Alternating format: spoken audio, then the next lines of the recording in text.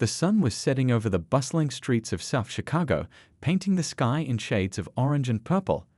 The autumn breeze carried the familiar scent of Mrs. Wilson's fresh-baked cookies from the corner bakery, mixing with the sounds of kids playing basketball at the neighborhood court.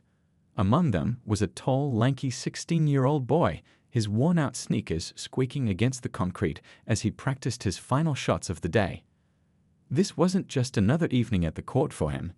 He'd stayed later than usual, determined to perfect his free throws for tomorrow's game. Basketball wasn't his only dream, though. Hidden in his backpack was a stack of medical books from the library, their pages marked with sticky notes and highlighter streaks. Ever since he was little, he'd dreamed of becoming a doctor, inspired by the kind medical staff who had taken care of his grandmother during her illness. As the streetlights began flickering to life, he knew it was time to head home.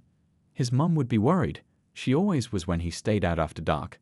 Slinging his heavy backpack over his shoulder, he started his usual route home, passing by the same shops and faces he'd known all his life. Old Mr. Chen waved from his convenience store, and little Tommy's dog barked its familiar greeting from behind the fence. But something was different today. Just as he passed the old pharmacy building, he noticed an elderly man walking about 20 feet ahead of him.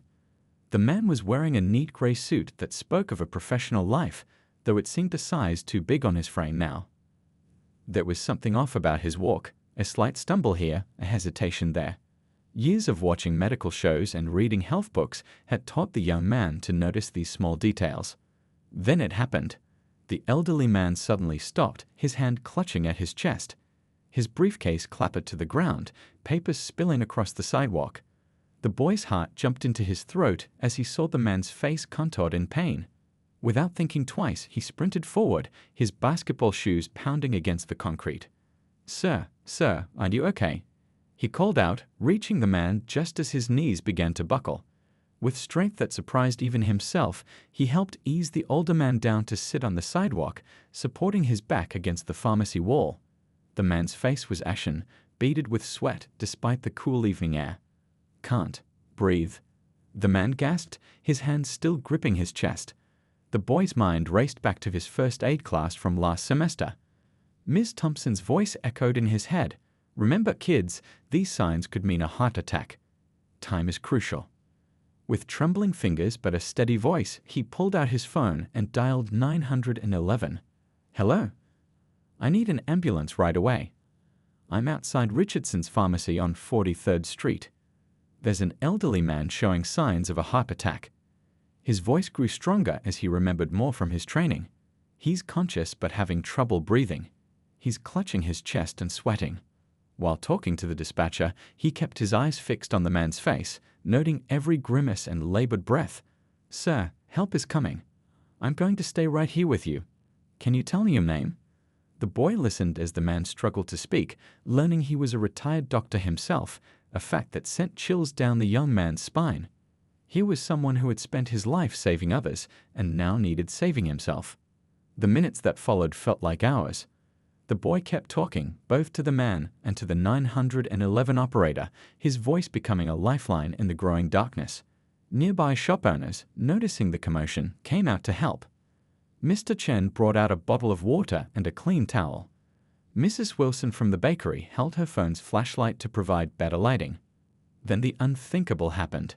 Mid-sentence, the elderly man's eyes rolled back and he slumped further down the wall. The boy's first aid training kicked in full force. "He's lost consciousness." He shouted into the phone, already positioning himself for chest compressions. The dispatcher's voice guided him. "Place your hands in the center of his chest. Push hard and fast to the beat of Staying Alive." And so he began, his arms pushing rhythmically against the man's chest, sweat dripping from his forehead. The crowd of onlookers had grown, their worried murmurs forming a backdrop to his focused counting. "Come on, sir," he whispered between compressions. "You've got to stay with us." The wail of approaching sirens cut through the evening air like a knife through butter. The boy kept counting, kept pushing, even as the ambulance rounded the corner, its lights painting the street in flashes of red and white. Only when the paramedics physically took over did he step back, his arms trembling from exertion. As they loaded the elderly man into the ambulance, one of the paramedics turned to the boy. "You did good, kid, really good. Those compressions you did, they kept blood flowing to his brain. You might just have saved his life." The boy stood there, watching as the ambulance pulled away, its sirens fading into the distance. The small crowd began to disperse, each person patting him on the back or squeezing his shoulder as they left.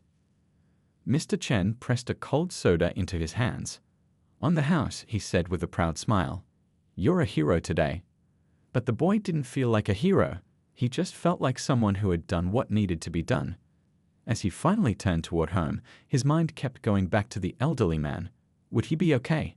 Should he try to visit him at the hospital? Little did he know that this chance encounter on a regular Tuesday evening was about to change his life forever. He walked home slowly, his legs still shaky from the adrenaline. The medical books in his backpack seemed to weigh differently now, not just with the burden of future dreams, but with the real-world application of knowledge that had just helped save a life. As he approached his house, he could see his mom's silhouette in the window, probably wondering why he was so late. He had quite a story to tell her tonight, a story that was far from over. The story of that evening spread through the neighborhood like wildfire. By the time the young hero woke up the next morning, his phone was buzzing with messages from classmates who had heard about what happened. His mom had already told the entire family, and his grandmother couldn't stop crying happy tears over her breakfast coffee, saying how proud she was of her grandson. But the boy wasn't thinking about the attention. His mind kept drifting to the elderly man in the ambulance. He hadn't slept much, tossing and turning all night, wondering if the man had survived. The paramedic's words kept echoing in his head. You might just have saved his life. But had he? He needed to know. After barely touching his breakfast, he asked his mom if they could visit the hospital. She looked at his son with pride shining in her eyes and called in late to work. "Of course we can, baby. Let me just get my purse." The hospital was a 20-minute bus ride away. During the journey, his mom held his hand like she used to when he was little, sensing his nervousness. The boy stayed out the window, watching the city wake up. Street vendors were setting up their carts, office workers hurried past with their coffee cups, and school buses began their morning routes. It felt strange to be heading to the hospital instead of school, but his principal had already told him to take the day off when she heard what happened. Walking into the hospital brought back memories of visiting his grandmother here 2 years ago. The same antiseptic smell, the same squeaking of rubber-soled shoes on linoleum floors, the same quiet murmur of voices. At the information desk, his mom spoke to the receptionist while he stood back, suddenly feeling shy about the whole thing. "Are you the young man from yesterday? The one who helped Dr. Richardson?" the receptionist asked, her face lighting up with recognition. The boy nodded, surprised to learn the elderly man's name and title. Honey, we've been hoping you'd come by. Let me call up to this floor." A few minutes later, a nurse came down to escort them to the cardiac care unit. As they walked, she couldn't stop praising him. "What you did was incredible," she said. "Dr. Richardson is one of our most respected retired surgeons. He spent 40 years saving lives in this very hospital. And now you've saved his." The boy's heart was pounding as they approached the room. Through the window, he could see the elderly man propped up in bed, looking much better than the last time he'd seen him. There were machines beeping softly beside him, and a couple of people were sitting in chairs near the bed. When they entered the room, everyone turned to look at them. The elderly man's face broke into a warm smile that made his eyes crinkle at the corners. "There's my guardian angel," he said, his voice stronger than it had been yesterday. The boy felt his cheeks grow warm. "I'm just glad I could help, sir," he mumbled, but Dr. Richardson wouldn't have any of that modesty. "Just glad you could help. Young man, you did everything exactly right. The doctors told me that if you hadn't started CPR when you did." He trailed off, emotion catching in his voice. The woman sitting next to him, who turned out to be his daughter, wiped tears from her eyes. "Dad's right," she said, standing up to shake the boy's hand. "The emergency team said your CPR technique was perfect. Where did you learn that?" The boy explained about the first aid class at school and how he paid extra attention because he hoped to become a doctor someday. Dr. Richardson's eyebrows shot up at this, and he exchanged a meaningful look with his daughter. "Come closer," Dr. Richardson said, patting the edge of his bed. "Tell me more about this dream of yours." For the next hour, they all talked. The boy shared his hopes of becoming a doctor, how he'd been inspired by the medical staff who had cared for his grandmother, and how he spent his free time reading medical books from the library. His mom chimed in about how he'd been saving his basketball referee money for college, even though they all knew it wouldn't be nearly enough. Dr. Richardson listened intently, asking thoughtful questions about what specific areas of medicine interested the boy. His eyes lit up when the boy mentioned cardiac surgery, saying that's exactly what he had specialized in during his 40-year career. The conversation was interrupted when a nurse came in to check Dr. Richardson's vitals. She smiled at the boy, saying, "Your quick thinking yesterday made my job a lot easier today." She turned to Dr. Richardson's daughter and added, "Your father's recovery is remarkable. We might be able to move him out of cardiac care later today." As the nurse worked, Dr. Richardson's daughter pulled the boy's mom aside for a private conversation. They spoke in hushed tones by the window, his mom's eyes growing wider by the minute. The boy tried not to eavesdrop, but he caught phrases like education fund and full scholarship. Meanwhile, Dr. Richardson shared stories from his early days as a medical student. "You know," he said, "I came from a neighborhood not too different from yours. Back then, it was even harder for someone like me to become a doctor. But I had help along the way, mentors who believed in me. Sometimes that's all it takes, someone to believe in you and open a door." The boy nodded, understanding exactly what he meant. He'd been pushing against closed doors his whole life, dreaming of a future that always seemed just out of reach. But something felt different about today. Maybe it was the way Dr. Richardson looked at him with such appreciation and interest. Maybe it was the mysterious conversation still happening by the window.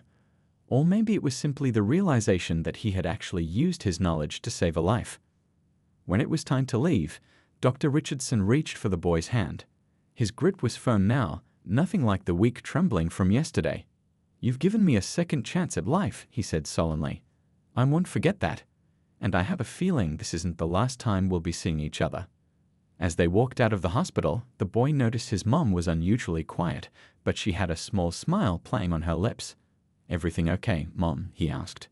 She pulled him into a tight hug right there in the parking lot. "Everything's more than okay, baby. I think your life is about to change in ways you can't even imagine." She wiped happy tears from her eyes, then straightened his collar like she always did when she was proud of him. "Now let's go home and get some real food in you. You've had quite a 24 hours. Looking back at the hospital building, the boy couldn't shake the feeling that this was more than just a happy ending to yesterday's emergency. Somehow, it felt more like a beginning. That evening, the modest two-bedroom apartment was filled with more energy than usual. The boy's little sister couldn't stop talking about how her friends at school were calling her brother a hero. His mom was humming in the kitchen, something she only did when she was really happy. Even their old cat seemed to pick up on the mood, purring louder than normal as it wound between their legs. The smell of his mom's special celebration dinner, meatloaf with extra cheese, filled the apartment. She only made this when something big happened, like birthdays or when report cards came back with straight A's. But tonight felt different. His mom kept glancing at her phone, checking the time, as if she was waiting for something. "Mom, what's going on?" he finally asked, watching her straighten the already straight pile of magazines on the coffee table for the third time. "You've been acting weird since we left the hospital." She opened her mouth to answer, but before she could speak, there was a knock at the door. His mom smoothed her shirt and took a deep breath. "That should be Dr. Richardson's daughter," she said softly. "She wanted to talk to us about something important." The boy's heart started racing. He remembered the whispered conversation by the hospital window, the mentions of scholarships and education funds. Could it be? When his mom opened the door, Dr. Richardson's daughter stood there in her business suit, holding a leather briefcase. But instead of the formal demeanor he expected, she immediately broke into a warm smile. "Something smells amazing," she exclaimed, accepting his mom's invitation to come in. Their small living room suddenly felt smaller with this important visitor. His little sister had stopped mid-chatter, watching with wide eyes as their mom cleared some space at their dining table. The visitor set her briefcase down carefully and took the seat offered to her. "First," she began, "I want to tell you that my father is doing much better. The doctors say he might even go home tomorrow." She paused, looking directly at the boy. "And it's all thanks to you. But that's not why I'm here." She opened her briefcase and pulled out some papers. My father and I had a long talk after you left. He told me something I didn't know, that when he was young, he almost gave up on his dream of becoming a doctor because his family couldn't afford medical school. But then a stranger changed his life with an act of kindness, just like you changed his with your act of bravery. The boy leaned forward in his chair, hardly daring to breathe. His mom reached over and squeezed his hand under the table. That stranger became my father's mentor and helped him get through medical school. Dad went on to save countless lives during his career, and he always said he wanted to pay that kindness forward someday. She smiled, her eyes glistening. I think that day has finally come. She spread the papers on the table. My father and I run a foundation that helps promising students pursue medical careers. We've been looking for our next scholarship recipient, and well, she gestured at the boy. I think we found him. His mom's grip on his hand tightened. His little sister gasped. The old cat jumped onto the table to investigate, making everyone laugh and breaking the tension. This scholarship would cover your entire pre-med education, the visitor continued, her voice gentle but clear. And if you maintain good grades, it would extend through medical school as well. We're not just offering money, we're offering mentorship, guidance, and a clear path to your dream. The boy felt like he couldn't breathe. The words he just heard seemed too good to be true. But why me? He managed to ask. Dr. Richardson's daughter leaned back in her chair, studying him thoughtfully. You know, when someone performs CPR, we can tell a lot about them. It's not just about knowing the technique, it's about staying calm under pressure, showing compassion, and being willing to take action when others might freeze. Yesterday, you showed all of those qualities. She gestured at the medical books, peeking out of his backpack in the corner. And then we learned about your dedication to learning, your excellent grades despite having to work part-time, and your dream of helping others through medicine. You remind my father so much of himself at your age. His mom was openly crying now, but they were happy tears. His little sister had crawled into his lap, hugging him tight. The visitor waited patiently, understanding the magnitude of the moment. There's no pressure to decide right now, she said softly. Take some time to think about it, discuss it as a family. The opportunity will still be here tomorrow. But the boy already knew his answer. He'd known it from the moment she mentioned medical school. This was his dream. The one that had seemed impossible just yesterday, suddenly within reach. I don't need time, he said, his voice stronger than he expected. This is everything I've ever wanted. I promise I won't let you down. Dr. Richardson's daughter smiled broadly. That's exactly what my father said when he got his chance. She pulled out more papers from her briefcase. Now let's talk about the details. We'll need to set you up with some college prep courses this summer. As they went through the paperwork, the boy couldn't help but marvel at how life could change so completely in just 24 hours. Yesterday, he was just a kid with an impossible dream, practicing basketball and studying borrowed medical books.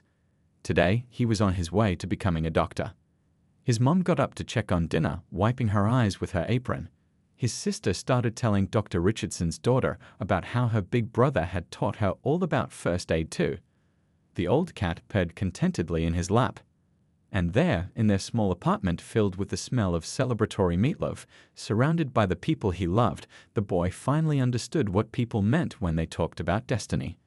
Sometimes, doing the right thing at the right moment could open doors you never even knew existed. His act of kindness hadn't just saved a life, it had transformed his own. And somehow, he knew this was just the beginning of an amazing journey. News travels fast in a tight-knit community, and by the next morning, the story had taken on a life of its own. The local coffee shop was buzzing with excitement as regular customers shared what they'd heard. Mr. Chen's convenience store had become an unofficial information hub, with neighbors stopping by just to ask if he'd witnessed the whole thing. The boy's high school principal called an impromptu assembly that morning. Standing on the auditorium stage, she told the entire student body about their classmate's heroic act and the incredible opportunity he'd received. The applause was deafening, but what happened next was even more remarkable. After the assembly, students began approaching their teachers with questions about first aid training. The school nurse found herself surrounded by teenagers asking about CPR certification. Even the most disinterested students were suddenly paying attention in biology class, wondering if they too could save a life someday. But the real surprise came during lunch period. The boy was sitting at his usual table, trying to eat his sandwich while classmates kept coming up to congratulate him. That's when his biology teacher approached with tears in her eyes. "I need to tell you something," she said, pulling up a chair. 20 years ago, I was in the same position as you, a kid with big dreams but no money for college. I wanted to be a doctor too." She paused, gathering her thoughts.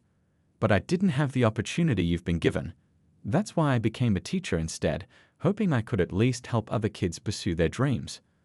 The boy listened intently as she continued. "Watching you get this chance, it's like seeing my own dream come true through you. And you deserve it, you really do. You're the kind of student who stays after class to ask questions about the cardiovascular system just because you're curious." News of the scholarship spread beyond the school walls.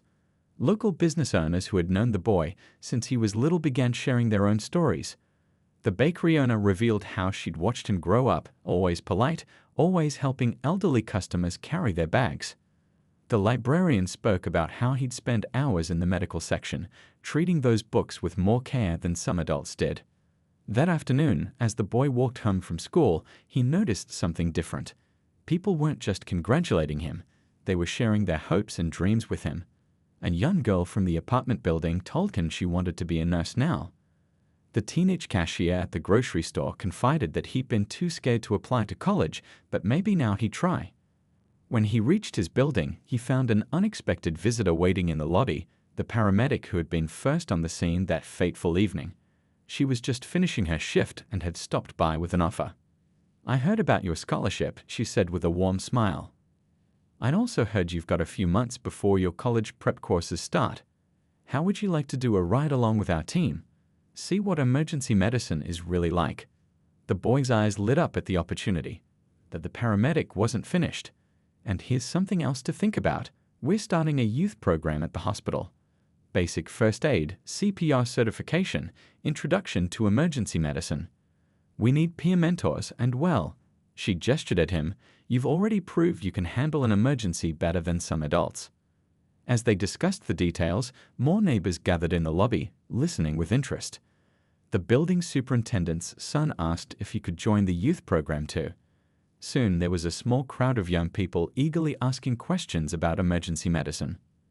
Upstairs in their apartment, the boy found his mom sitting at the kitchen table with a stack of papers, brochures about college preparation, information about pre-med programs, and some paperwork from Dr. Richardson's foundation. She looked up when he walked in, her eyes still carrying that mix of pride and disbelief. "Baby," she said softly, "do you realize what's happening? It's not just about you anymore. You're showing everyone in this neighborhood that dreams can come true. That helping others can change lives, not just the person you help, but your own life too." He sank into the chair beside her, thinking about everything that had happened in the past 2 days. His little sister was at the table too, carefully drawing what looked like a medical chart. "I'm practicing," she announced proudly.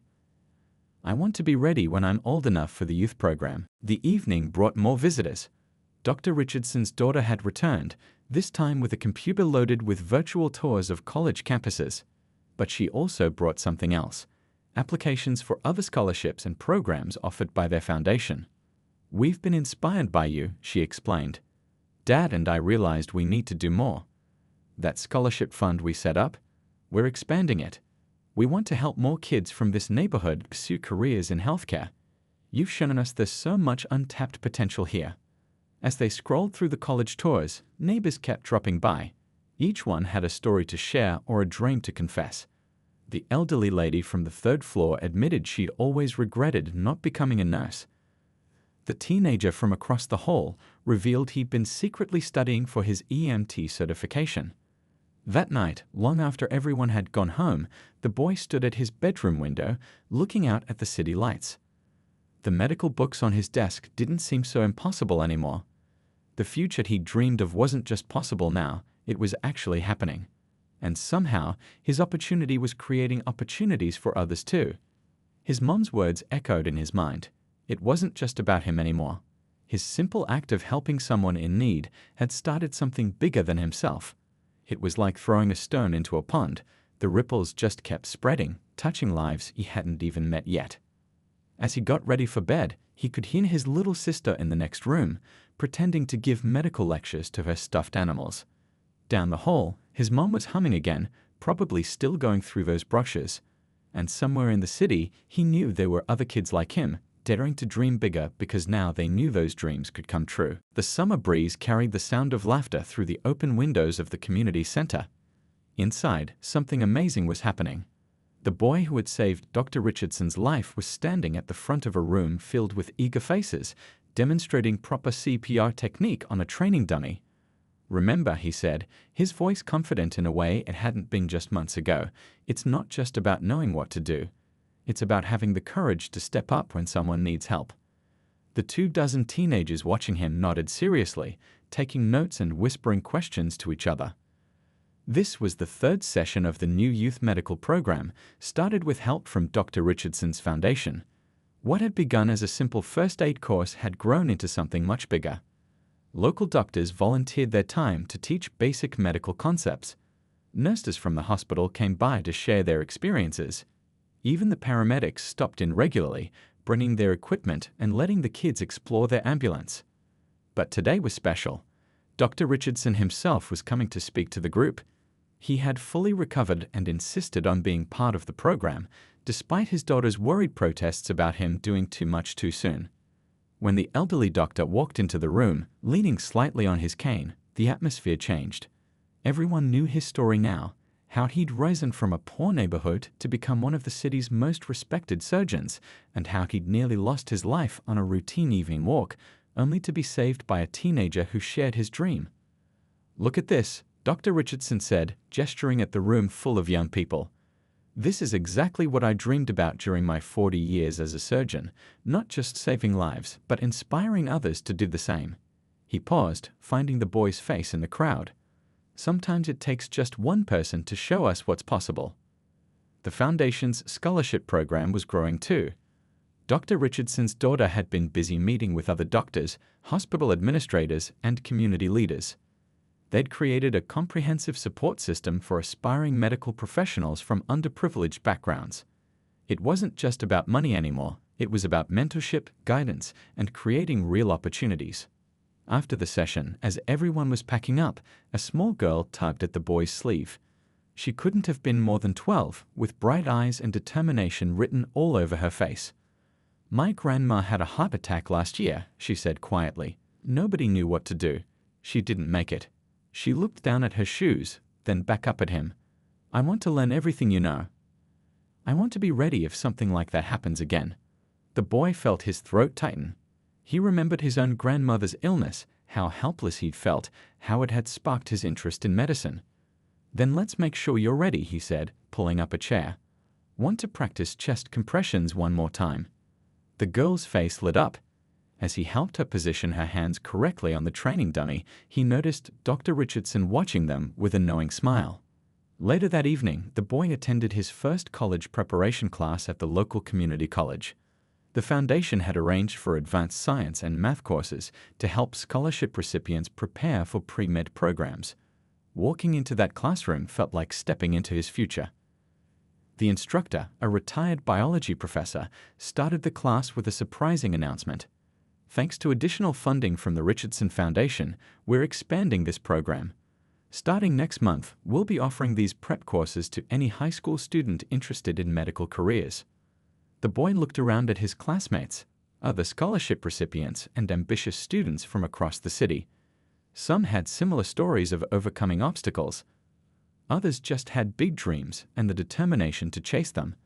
All of them were here because someone believed in them. During the break, he checked his phone to find a message from his mom. She'd attached a photo of his little sister's latest drawing, a detailed diagram of the human heart, surprisingly accurate for a grade schooler. Below it, she'd written, "Following in my big brother's footsteps."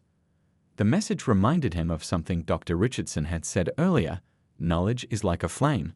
Light someone else's candle, and your own flame doesn't get any smaller. Instead, the world just gets a little brighter.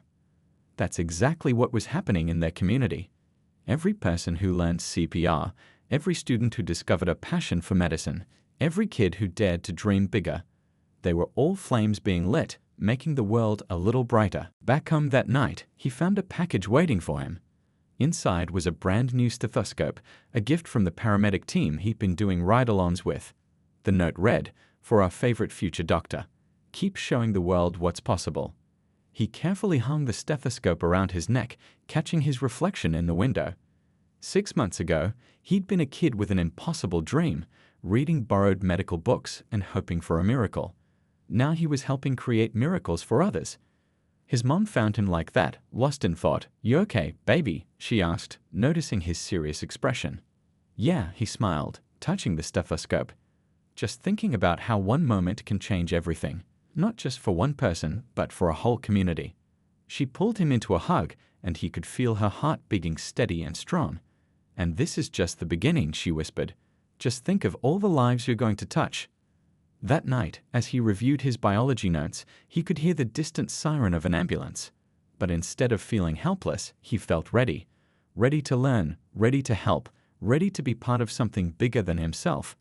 The scholarship hadn't just given him an education, it had given him a purpose, a way to turn one act of kindness into a lifetime of helping others. The local newspaper called it the ripple effect, but to the people in the neighborhood, it was simply hope taking root and growing. 1 year had passed since that fateful evening when a young boy saved Dr. Richardson's life, and the changes in the community were remarkable. The story had spread far beyond their city limits. News channels picked it up, social media shared it, and suddenly their small corner of the world was in the spotlight. But it wasn't just about one boy's heroic act anymore, it was about what happened after. On a bright Saturday morning, the community center was packed. The youth medical program was hosting its first graduation ceremony. 25 teenagers, including the boy's little sister, were receiving their CPR and first aid certifications. The walls were decorated with hand-drawn posters about human anatomy and emergency procedures, and proud parents filled every available chair. When we started this program, the boy began his speech, adjusting the stethoscope that had become his constant companion. "We thought we'd be lucky to get 10 kids interested. Look at us now." He gestured to the crowd, his voice full of emotion. "And this is just the beginning." He wasn't exaggerating. The program had a waiting list 3 times longer than its current class size. Kids from neighboring districts were asking to join. Even adults were requesting their own version of the course. But the real magic was in the stories that kept emerging. Like the 14-year-old girl who recognized the signs of a stroke in her grandfather and got help in time. Or the high school junior who performed the Heimlich maneuver on his choking classmate in the cafeteria. Each success story inspired more people to learn, to help, to dream. The local hospital had taken notice too. They created a special internship program for high school students interested in healthcare careers. Every Saturday morning, you could see teenagers in neat scrubs walking the hospital halls, shadowing nurses and doctors, learning what it really meant to care for others. Dr. Richardson's foundation had grown beyond anyone's expectations. What started as one scholarship had blossomed into a comprehensive support system for aspiring medical professionals. They now offered tutoring, mentorship, college prep courses, and even help with medical school applications. "You know what amazes me most?" Dr. Richardson said during the graduation ceremony, his eyes twinkling. "It's not just about medicine anymore. These young people are learning something far more important. They're learning that they have the power to change lives." He was right. The impact had spread beyond medical training. Local businesses started offering internships and job training programs. The library expanded its educational resources section. The community college added new courses based on student requests. It was as if the whole neighborhood had woken up to its own potential. But perhaps the most touching change was in the everyday moments, like when the boy walked past the basketball court where he used to practice and saw kids taking turns practicing CPR between games, or when he heard his little sister teaching her friends about the circulatory system during their sleepover. The boy himself had changed too. His shoulders stood straighter, his voice carried more confidence. The local paramedic team had made him an honorary member, and he spent many weekends riding along in the ambulance, learning from real emergencies. Each experience reinforced his dream of becoming a doctor. One particular evening stood out. He was doing his usual ride-along when they got called to a minor accident. As they arrived at the scene, he noticed a teenage girl already helping the injured person, applying pressure to a small wound, exactly as they taught in the youth program. "I lend it from you," she said when he approached. "Well, not directly from you, but from the program you helped start. I never thought I'd actually use it, but when I saw someone needed help," she shrugged, smiling, "I just knew what to do." That's when it hit him. This was bigger than any one person. Every skill shared, every lesson taught, every bit of confidence built was creating a network of people ready and able to help others. The ripples weren't just spreading, they were creating new ripples of their own. Back at the community center, after the graduation ceremony, a small group gathered to plan the program's expansion. The boy's mom brought her famous meatloaf, and Dr. Richardson's daughter arrived with stacks of new medical textbooks. The atmosphere was electric with possibility. "We've got 3 new doctors volunteering to teach," the paramedic coordinator announced. And the hospital board just approved funding for a simulation lab. Real medical equipment, just like they use in training. The boy listened to all the plans, remembering how impossible his own dreams had seemed just a year ago. Now he was watching those same dreams light up in the eyes of others. Kids who never thought they could become doctors were now confidently planning their pre-med courses. Parents who'd worried about college costs were learning about scholarship opportunities. As the meeting wound down, his little sister tugged at his sleeve. "Look what I made," she whispered, showing him a carefully drawn poster. It read, "Heroes don't always wear capes. Sometimes they wear stethoscopes." He hugged her tight, thinking about how much had changed. The scholarship hadn't just given him a chance at his dreams, it had shown an entire community what was possible. Every person who learned to save a life, every kid who dared to dream of medical school, every parent who saw new possibilities for their children, they were all part of something bigger. Later that night, walking home under the stars, he passed the spot where he'd first helped Dr. Richardson. A small plaque had been placed there, but it didn't just tell his story. It listed all the lives saved by graduates of the youth program, a growing testament to the power of one moment of courage. His mom always said that helping others was like planting seeds. You never knew just how much good would grow from that one small act. Looking at his community now, bursting with new life and possibility, he finally understood exactly what she meant. 5 years had passed since that life-changing evening. The morning sun streamed through the windows of the university lecture hall as the boy, now a young man, sat in his pre-med class, taking detailed notes about cardiac care. His phone buzzed quietly with a message from Dr. Richardson. "Don't forget, Foundation Board meeting after your classes. Big announcements today." He smiled, thinking about how far they'd all come. That one moment of helping a stranger had grown into something none of them could have imagined. The Richardson Foundation was now supporting dozens of students through medical school, but that was just the beginning of the story. After his last class, he headed to the hospital where it had all started. The building looked different now. A new youth education wing had been added, funded partly by donations from community members who believed in their cause. Inside, teenagers in volunteer badges moved confidently through the halls, some leading patient activities, others shadowing medical staff. The board meeting room was already full when he arrived. Dr. Richardson sat at the head of the table, older now but still sharp as ever, his eyes twinkling with the same enthusiasm. The doctor's daughter was there too, surrounded by stacks of papers, applications from new scholarship hopefuls. "Before we start," Dr. Richardson announced, "I want to share something special." He pointed to a framed newspaper on the wall. It showed a photo of their first youth program graduation 5 years ago. "Yesterday, I counted how many lives have been saved by people who learned CPR through our program. Want to guess the number?" The room fell silent, waiting. 137, he said proudly. 137 people are alive today because this community learned to care for each other. And that's not counting all the smaller emergencies handled, all the early warning signs spotted, all the preventive care learned. The young man felt his throat tighten with emotion. He thought about his little sister, now in high school and already accepted into a pre-med program with a full scholarship. She'd started a health education club at her school, teaching other kids about basic medical care. Dr. Richardson's daughter stood up next, spreading out some documents. "We've got more good news. Remember that petition to get medical training into all local high schools? It passed. Starting next year, Every student in the district will learn basic life-saving skills before graduation. The meeting continued with updates from various programs. The community center's medical training program had expanded to 3 locations. The hospital internship program had doubled in size. Local businesses had created a fund to help cover extra expenses for scholarship students, everything from books to bus passes. But the most meaningful moment came after the meeting, when a young mother approached him in the hallway. "I've been wanting to thank you," she said softly. "My son took your CPR class last summer. Last month, his grandfather collapsed at a family dinner. If he hadn't known what to do," she wiped away tears. "You didn't just save Dr. Richardson that day. You started something that saved my father too."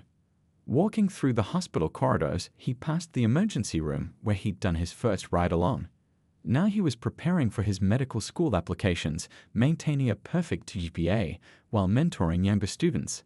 His own dream was within reach, but more importantly, he'd helped make that dream possible for others.